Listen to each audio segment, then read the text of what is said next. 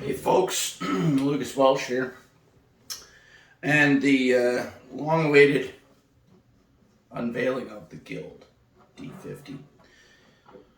This guitar is a mid-70s guitar. I have to make a little bit of an amendment to one of my earlier videos there where I said this was an 80s guitar, but there's a little bit of a story there too. This was actually sold to the customer as a 60s guitar. And it just turns out that it's not. So, that's just the way that it is. This guitar has fought me right from the get-go. It didn't come in for anything overly extravagant. The bridge was lifting. Typical problem. Pulled the bridge up, cleaned it up, leveled it, and there's a little bit of a radius in a guitar top.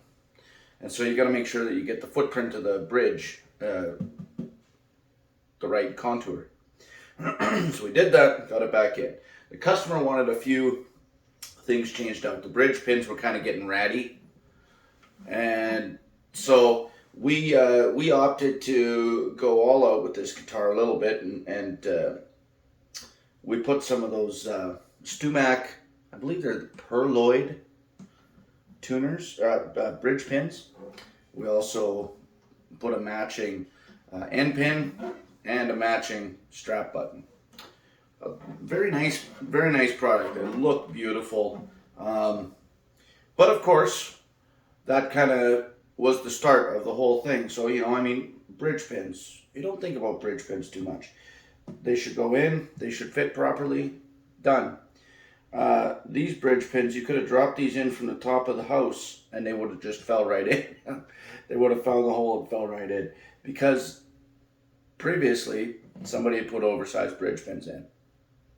Probably got worn out a little bit in the bridge pin slot, and they had to put a little bigger pin in. So, okay, well now I had to plug these holes, re-drill them, re-taper them, put them in. No problem. Get all that work done. We built a beautiful saddle and a nut bone. It was not bone in here before. It was some kind of material. I have no idea what it was. It had a crosshatch pattern to it. So it was a synthetic material of some sort. And so we did away with that. New saddle, new nut.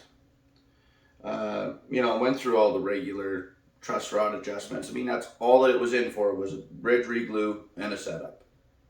The frets looked good. Everything looked good about this guitar. So we got it set up. I'm looking at the action, going by the numbers. Everything is good. And, man, it just buzzed everywhere. Okay, well, probably the bridge was lifted up a little bit, causing the string action to be a little high. We didn't notice the fret buzz when it first came in. So, I'm going to level and dress the frets. Did that. Still buzzed. Okay. That's weird. A very metallic buzz. And I went through this guitar from front to back, because when you get a metallic buzz like that, sometimes it can be a number of things. It can be tuners, it can be the truss rod loose in the slot. It can be strap buttons, and then there's other buzzes that can happen internally. So I stripped this guitar down. Tuners off, strap buttons out, nut and saddle out, bridge pins out. And I went through every brace of this guitar, every bit of kerfing in this guitar, looking for this mystery buzz. And the whole time I was working on this guitar, I was fighting a real big battle with tendonitis in my right arm, still am. But so it really limited me for a while there, and I just couldn't get anywhere. And I was struggling with this guitar. I outsourced it to a friend of mine to have a look at it and see what he could figure out. And being the genius that he is, he wound up determining that what we're dealing with here on this particular guitar is a little bit of a weak neck. Okay? It does have the ever so slightest little bit of twist. And it always wants to just kind of naturally backbow, just the way that it is. Doesn't mean it's a bad neck, but it does mean that it needs to be handled a little bit differently when it comes to the fretwork.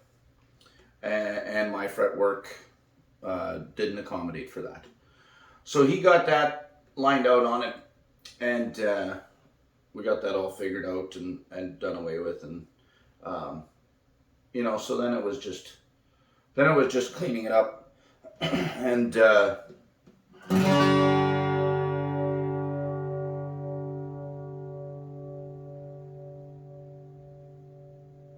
it's got a beautiful sustain to it, nice tone.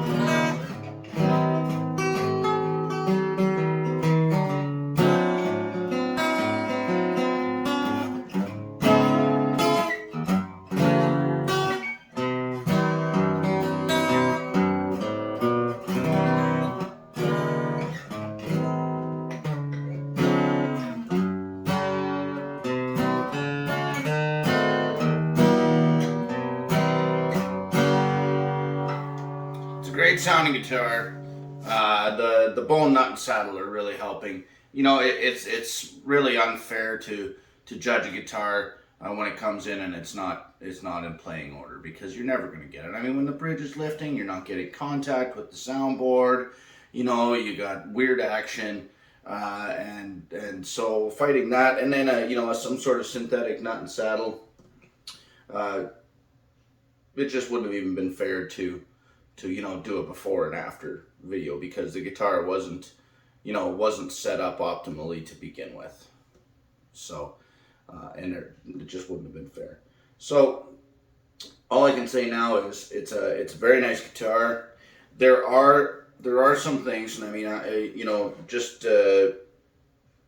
for the sake of being transparent and fair right across the board with all my reviews, there are some things that I don't like about this guitar, and it really has nothing to do with the sound and nothing to do with the exterior looks. And a person would not maybe even notice this if he or she hadn't went to the lengths that I did inside this guitar looking at bracing. It surprises me in a lot of ways that this guitar sounds as good as it does. The bracing inside this guitar is very chunky, very beefy, and not as refined as I expected to see. The other thing that I was disappointed in with Guild, you know, for this being a D50, this being one of a higher model Guild guitar, the glue job on this guitar is insanely sloppy. There is glue everywhere on the interior of this guitar, except where you look through the sound hole. So where you look through the sound hole, they cleaned it up. But all the X bracing on the top and the kerfing around the sides, there is glue squeezing out everywhere in there. So, you know, it just does nothing to the tone of the guitar, to the playability of the guitar, the functionality of the guitar. It's totally just a pet peeve for me. But I was disappointed with, you know, this being the, you know, a higher caliber guitar. The rosewood back and sides, you know, a nice spruce top, and you probably can't see in the, camera angle here, but this top, the lacquer on the top has checked, and when you get a checked lacquer top, that can look really good. It shows a nice little bit of age. You know, for being a 50-year-old guitar, this guitar is in beautiful shape. Cosmetically, it's in phenomenal shape, really.